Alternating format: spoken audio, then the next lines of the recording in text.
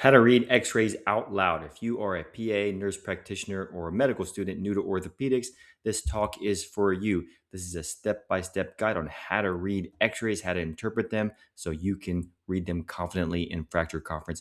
If you haven't seen the first 3 parts of my videos, go back and look at those. This is part 4, displacement. Let's talk displacement. One of the most important pieces of information you can describe on an x-ray is how much did the fracture move or how much did it displace. This can range from non-displaced or zero movement to a lot of displacement or what we would call significantly displaced. So let's review the terminology, and it's actually simpler than you might think. So let's take the first example in which there's a fracture, but it is perfect. There's not one thing we can do to make that fracture better. We call it non-displaced. And the other extreme is if the fracture is very badly displaced. Say the fracture edges are pretty badly off, we would call that significantly displaced. Significantly displaced. Now, and there's a range within these two, and how do we determine that range? Well, I'd like you to think about the diameter of the bone that's broken. So say this diameter is some distance that we'll call x, and what percentage of that will help determine what we call between mild and moderate and severely displaced. So let's take the example where it's 50% displaced. So 50%, would be from about there to there. Let's call this our fracture. We'll call this 50%. And in that case, as a general rule, we'll call it moderately displaced. And there's some range around which we call it moderate. And as a general rule of thumb, this is not official by any means.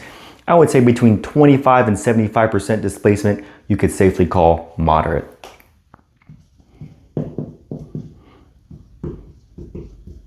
So anything above 75%, we're going to call significantly displaced. You could also say severely displaced if you'd like, but I like to say significantly displaced. Anything below that, we're going to call mildly displaced. So say it's something like this, where there's some definite displacement that we could adjust in surgery or just by pushing on it, we'll call it mildly displaced. And there's one more piece of terminology you should know. What if it's almost perfect? It's not quite non-displaced, but it's almost not even worth mentioning. Well, there's a phrase for that, and we call it minimally displaced. And what that says to the orthopedic surgeon is that there's probably not much we need to do to treat this. We don't need to reduce it with open reductions or even closed reductions. It's minimally displaced.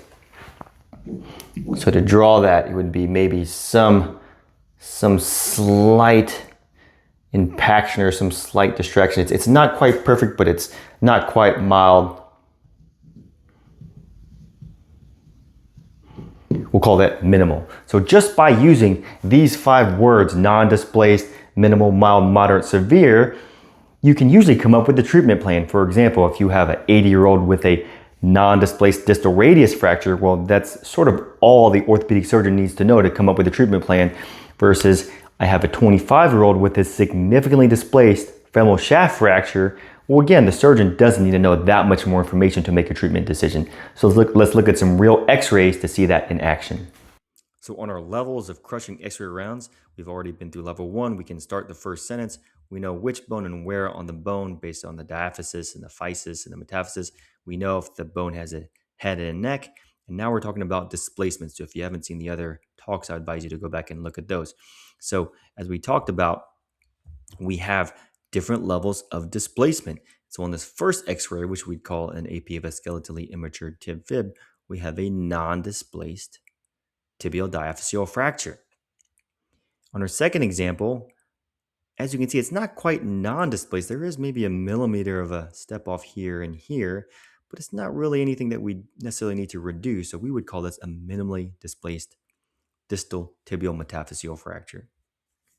Again, next x-ray down, we have an AP of a skeletally mature tib fib showing a fracture of the distal third tibia. And is this minimally displaced? Well, I think it's worse than minimal. It's not quite moderate. I would say it's certainly less than 25%. So I would call this a mildly displaced fracture. On this example, again, we have an AP of a skeletally matured tib fib showing a moderately displaced middle third tibial shaft fracture. There is also a moderately displaced proximal third fibular shaft fracture in this x-ray. And finally, on this example, obviously greater than 100%. So if we measured this diameter, this would be more than 100% displaced. So this would be an AP of a skeletally mature tib fib showing a significantly displaced middle third tibial shaft fracture. So that's the first part of describing fracture displacement. On the next video, we're going to talk about describing the direction of displacement. See ya.